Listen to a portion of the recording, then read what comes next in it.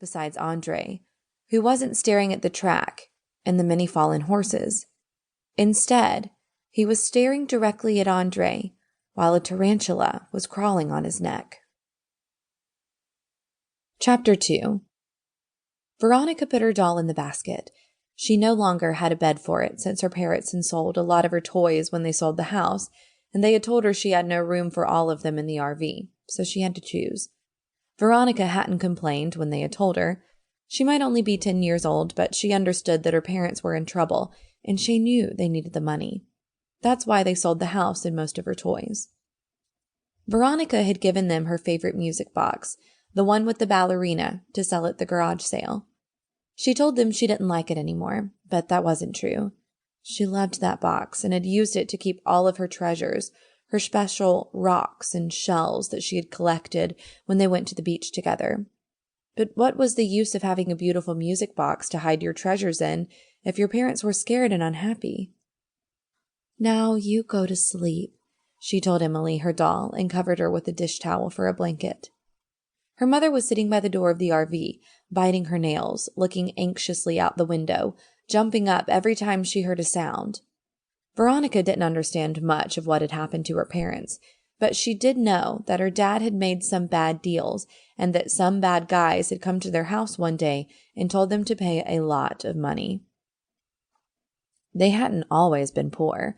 They used to live in a nice house with a beautiful backyard that had a huge tree where Veronica had a swing. Her dad had even promised to build her a tree house, but he never got around to it. "Maybe in our next house," her mother had said. "Once we get some money again, it won't be long now, honey." Veronica shushed at her doll and scolded her for not closing her eyes, then walked to her mother and grabbed her hand in hers. Her mother caressed her hair, but Veronica could feel her hand was shaking badly, and it had worried. Veronica wished so deeply that things would go back to normal, and hopefully soon. She didn't need a big house or any more toys.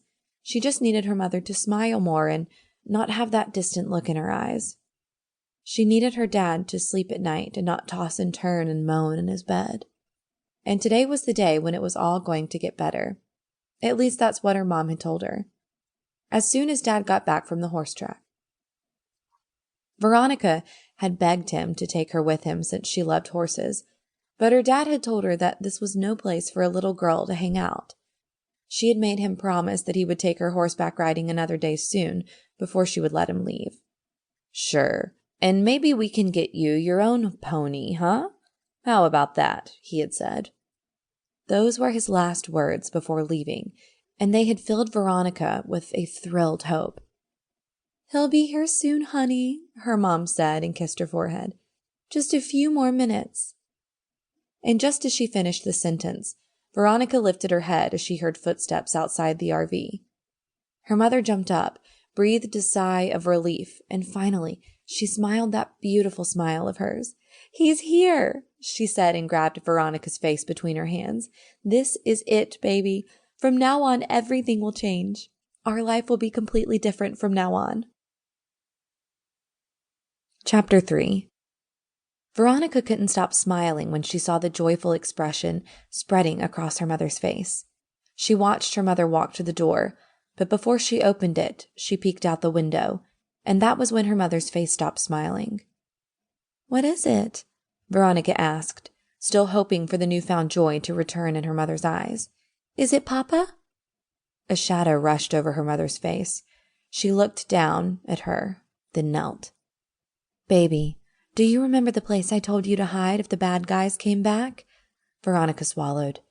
She felt like a lump was growing inside of her throat. "The bad guys? They were back?" She nodded. "The closet. It has a secret compartment in the bottom." Her mother was breathing heavily. "Exactly. Can you go hide in that for me, huh?" But, just do as I tell you to, please." Veronica nodded, then walked past her. Shoulders slumped, fear gnawing in her stomach. As she walked toward the bedroom, she turned around just before her mother opened the door. "Is it the bad guys, Mama?" She shook her head. "No, not this time. This is just one man who is with your dad. It's probably nothing, honey, but go hide just in case." "Oh, okay." There was a knock on the door, and her mother signaled.